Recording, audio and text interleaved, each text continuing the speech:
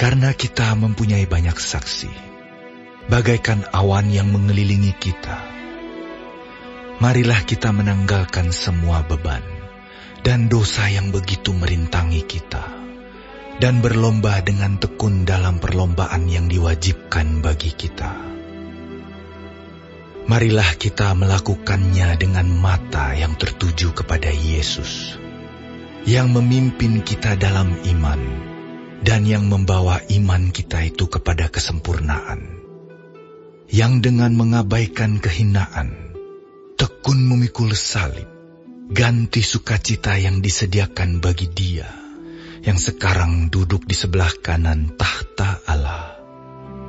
Ingatlah selalu akan Dia, yang tekun menanggung bantahan yang sehebat itu terhadap dirinya, dari pihak orang-orang berdosa, supaya jangan kamu menjadi lemah dan putus asa.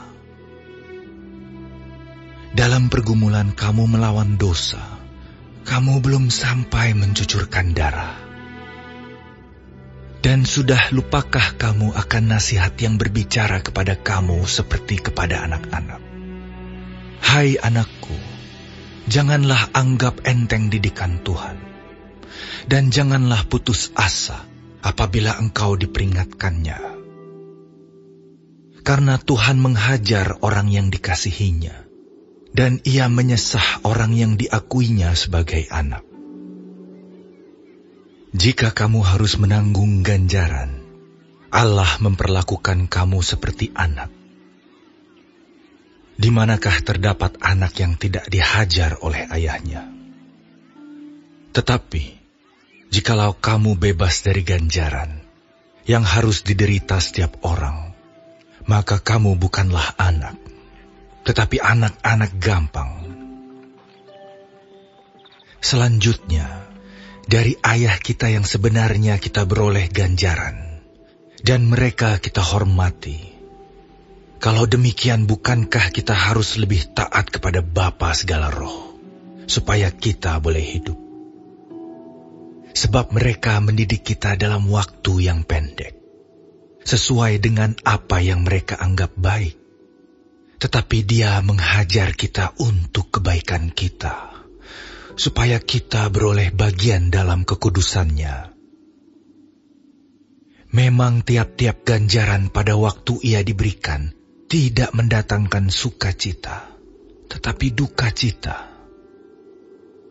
Tetapi kemudian ia menghasilkan buah kebenaran yang memberikan damai kepada mereka yang dilatih olehnya. Sebab itu, kuatkanlah tangan yang lemah dan lutut yang goyah, dan luruskanlah jalan bagi kakimu, sehingga yang pincang jangan terpelecok, tetapi menjadi sembuh. Berusahalah hidup damai dengan semua orang, dan kejarlah kekudusan, sebab tanpa kekudusan tidak seorang pun akan melihat Tuhan. Jagalah supaya jangan ada seorang pun menjauhkan diri dari kasih karunia Allah, agar jangan tumbuh akar yang pahit, yang menimbulkan kerusuhan, dan yang mencemarkan banyak orang. Janganlah ada orang yang menjadi cabul, atau yang mempunyai nafsu yang rendah seperti Esau, yang menjual hak kesulungannya untuk sepiring makanan. Sebab kamu tahu bahwa kemudian ketika ia hendak menerima berkat itu, ia ditolak, sebab ia tidak beroleh kesempatan untuk memperbaiki kesalahannya, sekalipun ia mencarinya dengan mencucurkan air mata. Sebab kamu tidak datang kepada gunung yang dapat disentuh, dan api yang menyala-nyala, kepada kekelaman, kegelapan, dan angin badai, kepada bunyi sangkakala, dan bunyi suara yang membuat mereka yang mendengarnya memohon, supaya jangan lagi berbicara kepada mereka. Sebab mereka tidak tahan mendengar perintah ini. Bahkan jika binatang pun yang menyentuh gunung, ia harus dilempari dengan batu.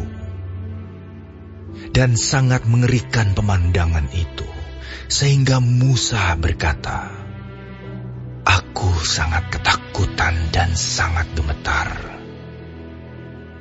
Tetapi kamu sudah datang ke Bukit Sion, ke kota Allah yang hidup, Yerusalem sorgawi, dan kepada beribu-ribu malaikat, suatu kumpulan yang meriah, dan kepada jemaat anak-anak sulung yang namanya terdaftar di sorga, dan kepada Allah yang menghakimi semua orang, dan kepada roh-roh orang-orang benar yang telah menjadi sempurna, dan kepada Yesus, pengantara perjanjian baru, dan kepada darah pemercikan, yang berbicara lebih kuat daripada darah Habel. Jagalah supaya kamu jangan menolak Dia yang berfirman, sebab jikalau mereka yang menolak Dia yang menyampaikan firman Allah di bumi tidak luput, apalagi kita, jika kita berpaling dari Dia yang berbicara dari sorga. Waktu itu suaranya menggoncangkan bumi, tetapi sekarang Ia memberikan janji, "Satu kali lagi aku akan menggoncangkan bukan hanya bumi saja, melainkan langit juga." Ungkapan "satu kali lagi" menunjukkan kepada perubahan pada apa yang dapat digoncangkan, karena Ia dijadikan supaya tinggal tetap apa yang tidak tergoncangkan.